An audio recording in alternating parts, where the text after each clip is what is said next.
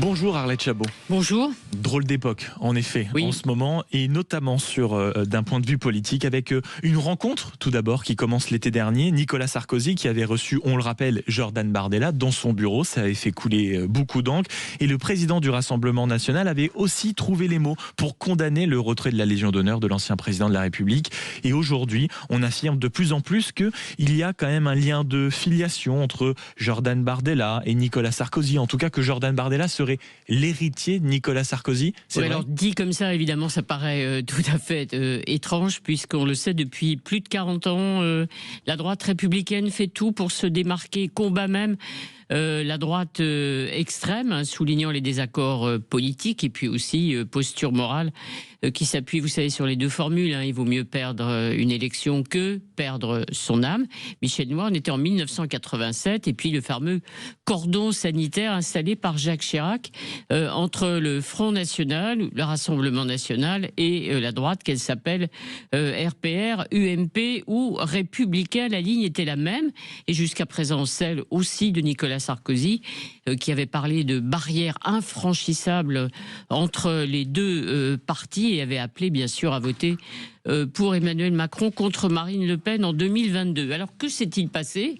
Eh bien oui, Jordan Bardella est arrivé. Alors sans doute que l'ancien président de la République salue les performances de Jordan Bardella. C'est spectaculaire, l'ascension de celui qui a été choisi par Marine Le Pen en tête de tous les sondages d'opinion. Performance littéraire aussi qu'il partage en ce moment. Voilà, c'est pas parce qu'ils ont le même éditeur qu'ils doivent quand même effectivement faire cause commune. Mais ce qui a surtout frappé évidemment l'ancien président, c'est la posture économique et les positions économiques de Jordan Bardella, pro-business, rien à voir avec ce qu'il appelait les positions d'extrême gauche de Marine Le Pen, évidemment. Et il va même, Nicolas Sarkozy, dans une interview, jusqu'à dire que ce Bardella lui rappelle le RPR des années Chirac, peut-être celui, vous savez, où ces années où l'on parlait d'immigration au RPR avec l'UDF, et on décrétait qu'il y avait une immigration zéro et qu'il fallait même peut-être réserver un certain nombre de prestations sociales aux Français.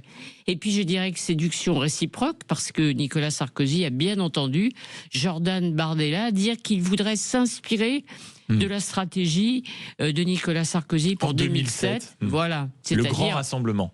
L'alliance des droites, les droites populaires avec la droite bourgeoise et conservatrice, qui avait d'ailleurs permis à Nicolas Sarkozy de faire descendre jusqu'à 11% un certain Jean-Marie Le Pen. Mais maintenant, soyons totalement francs, dans le texte et précisément, Nicolas Sarkozy, l'ancien président de la République, ne plaide pas absolument pour la fameuse union des droites qui est à la mode dans un certain camp.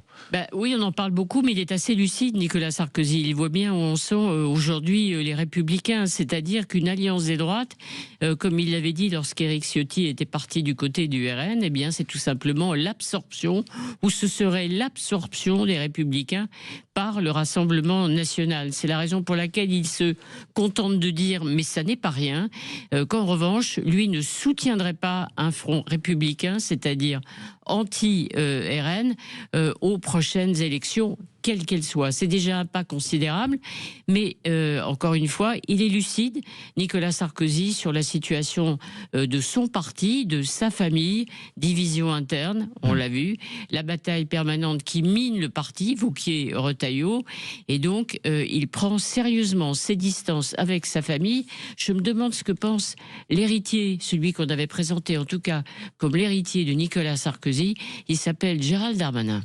Eh bien, on fera en sorte un jour de lui poser la question à ce micro. Merci beaucoup. On lui posera sûrement. Et vous serez dans ce studio d'ailleurs pour la lui poser. Merci beaucoup ma chère Arlette Chabot, qu'on retrouve tous les vendredis pour l'édito, pour cette drôle d'époque. Et puisqu'on parle de politique, un sujet qui le devient éminemment, c'est la protection de l'enfance. Vous savez, l'ASE, l'aide sociale à l'enfance, multiplication des scandales, avec notamment début de semaine une vidéo qui est apparue grâce au site franceinfo.fr. On y voit un gamin tout simplement être tondu, tout ça pour sanctionner sanctionner l'enfant. Qu'est-ce qui tourne par rond aujourd'hui? Rachida Dati tape du poing dans les pages du Parisien. Elle dit que c'est le règne de l'omerta sur ce sujet, et notamment à Paris. À 8h15, mon invité sera maître Arnaud de Saint-Rémy. Il est notamment chargé de la commission des droits de l'enfance. On va essayer d'y voir plus clair. Pour l'heure, il est 7h54 et on se retrouve dans une poignée de secondes, notamment pour rire avec les Chevaliers du Fiel. À tout de suite.